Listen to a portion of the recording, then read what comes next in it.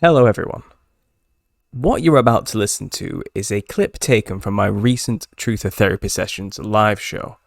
It's about 15 minutes of me reading the introduction to my book project, The Nephilim Looked Like Clowns. Now please bear in mind before you listen to this that what you're about to hear is in no way representative of what the final product may look like.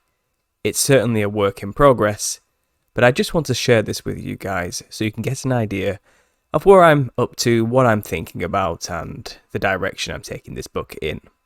I hope you enjoy it, and if you are interested, please consider donating to the GoFundMe for this book project. The links are down below. Thank you. I want you to get together. But yeah, the preface is basically like a hi, I'm Paul, and this is my theory. Hopefully I can try and, convince you guys that there's some truth behind this, but I know it sounds a little bit crazy. But I think this whole thing here, if you bother to pause it and read it, is literally just going to get rewritten and deleted by the end of the book. But it's kind of just there as a placeholder. Now the introduction, I've literally rewritten this like hundreds of times because I just don't know where to start with this. As an introduction, what I have at the moment is basically me explaining. I'll just read it to you what I've got so far, and then I'll come back to you guys. So, otherwise known as the giants of old, men of renown, tyrannical kings with insatiable appetites, and the reason for the flood of Noah's generation, the Nephilim are why the occultists of the world do what they do inside their secret societies. If you are an avid researcher of conspiracy and seek truth on a regular basis, you have no doubt heard of them. Also, after reading the title of this book, I bet you are itching for me to cut straight to the point where I justify the wild claim that clowns have anything at all to do with ancient giants and demons. I don't blame you. The idea sounds utterly absurd. If someone had come to me claiming such a thing a decade ago, I would have thought they were the real clown. Before I get to the point, I think it's best we first lay a solid foundation in which to build this bizarre funhouse of a theory upon. I want you, the reader, to know that I come at all this research from the biblical perspective. I believe there is no better lens suited to clarify the nature of our existence. The spiritual battles we find ourselves embroiled in are easily understood with the truth found in the Bible. However, I am an artist, not a theologian, and I'm afraid I don't speak fluent Christianese, as I only became a born-again convert in my mid-20s. For those who were raised in a religious household and regularly went to church, my style and attitude may not reflect that of a typical Christian. I'm certainly no preacher, and I'm definitely not a zealot of any kind. The point of this book, and my only intention, is to present to you the facts as I see them, in order to best prove my speculative theory. Though don't be surprised if after reading what I have to present to you, you don't end up considering the biblical perspective as a valid explanation for future considerations. That being said, let's dive straight into the deep end as we examine demons and what we know about them. I have been examining the nature of demons and the impact they have made through their interactions with humans throughout the ages. This includes their initial creation, their modus operandi, and, a fact more pertinent to this book's subject matter, the way they looked. Hopefully sharing this knowledge will readily prepare those for battle who haven't considered the spiritual wickedness they may face during their lifetime. If you don't know what the enemy looks like, how can you possibly defend yourself? How could you distinguish enemy from friend when that thing from another dimension inevitably reaches out to you and begins to impart its strange wisdoms? If you are being completely honest with yourself, would you even know what a demon looked like if it appeared before you? Okay, so that's my current first 3-paragraph opening of the introduction. I don't know. Maybe I think this requires a bit more added in there. maybe I don't need to go on about myself so much in the middle here about my beliefs. Maybe I should leave that out and just stick purely to what's understood. But I mean, a lot of this stuff is presented using the Bible as its foundation, so I suppose I have to make clear that this is a biblical theory based on spiritual concepts that, you know, can only be believed if you are a spiritual person and have some kind of foundation within the belief of God. But I don't know. I like that being in there. I think it rolls off the tongue quite well. I think it's written well enough to be read, easily read at least. After that, I go on to say, you know, as unique individuals with varying degrees of knowledge, belief in, and experience with paranormal spiritual matters, we all have our own specific nightmares that are conjured up when one utters the word demon. For the majority of people, clowns wouldn't be at the top of the list in any serious capacity, but a small percentage of the population with a crippling fear of clowns may see it differently. Let us start by breaking down the 3 most popular types of demonic archetypes for the sake of posterity. So number 1, I have the cartoon stereotype. For those whose closest brush with spiritual concepts comes from cartoons and TV stereotypes, I assume they think of bat wings, cloven hooves, horns, a pointy tail / goatee combo with red skin and maybe a pitchfork. When it's not torturing a naked soul in a flame-filled hellscape, you will often find this cheeky character hovering over the shoulder of a dopey protagonist facing a moral quandary, whispering bad advice into their ear. This is in opposition to the white-robed angel offering sage advice in the other ear, of course. The dichotomy of the demon versus angel is based on a very common misunderstanding that a demon is a fallen angel of some kind, a falsity we will expand upon later. This comedic stereotype is an amalgamation of fallen angel and pagan iconography from the artworks of antiquity, a sprinkling of the imaginations of the 15th century artist Hieronymus Bosch, with a healthy dose of 20th century commercialism added to the mix. Primarily used as a metaphorical example in mainstream media, this image is an old-fashioned one these days. As such, those who do not have any opinion, one way or the other, about the subject of demons, and have never even considered it worthy of a thought, this would probably be the first thing that pops into their mind. So yeah, the stereotypical image of a demon I'm talking about here, you know, the cartooned image, the image most people who aren't spiritual or even think about these things at all would probably imagine first, would be something like that, I imagine, a kind of a jokey, cartoony, silly image, you know. And then we have another representation of a demon here is the unstoppable man-eating, man-ending monster, you know. So for the avid horror movie enthusiast, the word demon most likely conjures images of almost human beasts with razor-sharp teeth, wide jaws, long claws, and extended or twisted limbs.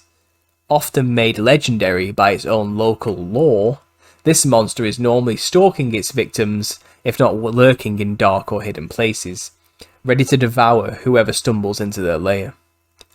The perfect examples of this would be the vampire or the werewolf variants. Others could include the goat-sucking chupacabra of Puerto Rican fame, or even the Mothman of West Virginia. If cryptozoology isn't a hobby of theirs, perhaps people imagine something akin to the Cenobites of the fictional Hellraiser universe, gory depictions of mangled humanity who seek to give the same experience of painful pleasure to unwitting victims who summon them. If those kitschy depictions were too gory for the sensitive film watcher, then maybe they imagine the shape-shifting possessor entity, who manipulates its victims from the spirit realm like the Mind Flayer of the Stranger Things universe. This entity slowly builds up the terror spiritually, until they finally reveal themselves physically to kill their chosen victims.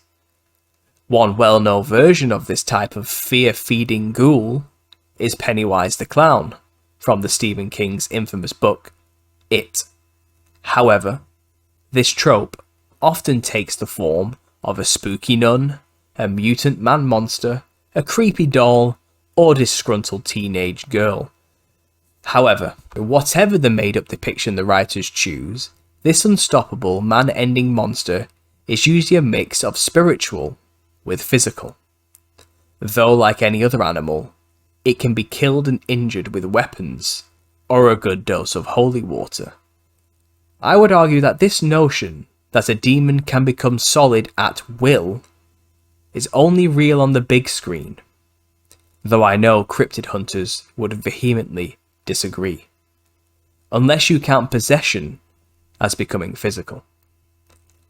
So in this, I'm trying to explain here, maybe I think I might be a bit too wordy, or I'm kind of not being clear with this right now in this paragraph, but I'm trying to say is, people who watch a lot of films have an image of a demon, you know, and they probably imagine that there are actually demons out there in the physical world that will kill them physically and rip them apart, you know. But what I'm trying to argue is, true demons are disembodied now. Okay. There may be monsters out there that we don't understand that could kill us physically, but they're not a demon. You know, a demon is a disembodied spirit of a Nephilim giant. I haven't explained this yet fully, but it's a spiritual being without a physical form. So a true demon can only really manifest spiritually, and if people see demons like this, I would say their perceptions are being twisted. And I would argue that if someone else was to be in the room with them, that other person may not necessarily see it, though it may feel and look very real to the individual experiencing the vision. And this may be a power the demons have a capability of doing, but, you know, again, maybe this number 2 might need a bit of work, but I think you get the gist of what I'm going for. Now, the third type of demon here is the wispy, shadowy black thing.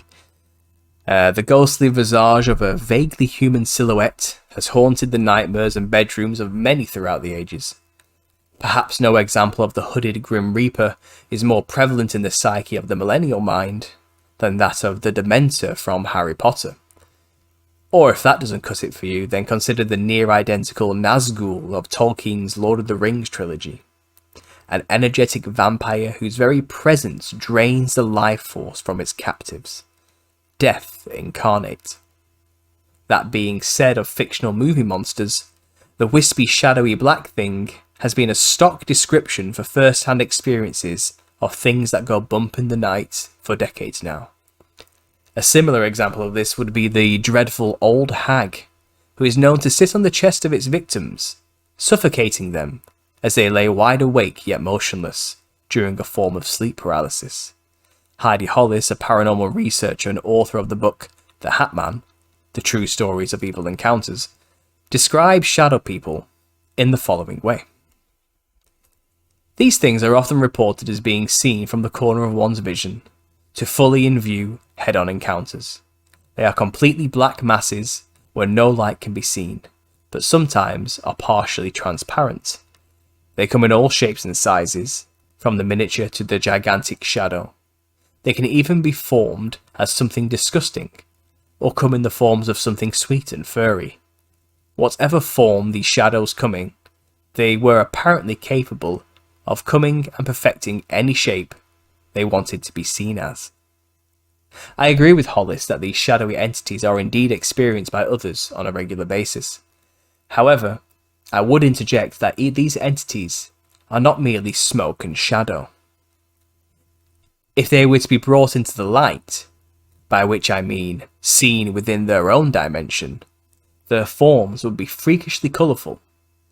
I believe they merely manifest into our realm as wispy, shadowy black things through the manipulation of the victim's own perceptions, not literally. To summarise this introductory glimpse of things to come, these 3 archetypes are what most people consider when they think of a demon, with exception to those who experience the shadow entities firsthand. If a person does not take the time out of their busy lives to read spiritual, religious and historical texts while examining ancient artworks and rituals on the subject, instead of spending their downtime watching focus grouped approved Netflix, Amazon, Hulu and Disney Plus shows and movies, Why would they have any other concept in their mind, other than what mainstream fiction has shown them? Of course, fiction is never a far cry from reality. I'm a fair man, and I'm willing to give the devil his dues on this one. Many of the examples I gave have certainly been inspired by folk traditions of many worldwide cultures. However, when a new terror is designed to jump scare the masses in the media, writers often just cherry-pick the darkest aspects of true ancient legends. As a result, the mainstream traits of a demon are often ghostly, dark, gritty, gory, and hidden in the shadows. Many ghost hunters have searched for these beings, stalking the hallways of old abandoned buildings, trying to lure them out with seances and technological sensors with very little public success. This should come as no surprise, as the ghostly visages these people are looking for are not the ghostly, dark, gritty and gory monsters hidden in the shadows at all. As I will soon show you, they are bright, shimmering, silly, loud, and obnoxious. They won't be found hiding in the dark recesses of the night or in a particular decaying location. They already surround each and every one of us, everywhere, all the time. Soon you'll understand that what we call demons are not fallen angels, spirits of dead relatives, or physical monsters hunting us like prey anymore. They are a legion of various disembodied spirits, existing just beyond a thin veil of perception right here on Earth with us. These spirits consist of a race of once giant rulers who we call the Nephilim, as well as the people who chose to perverse their own genetics to be just like their corrupt idols.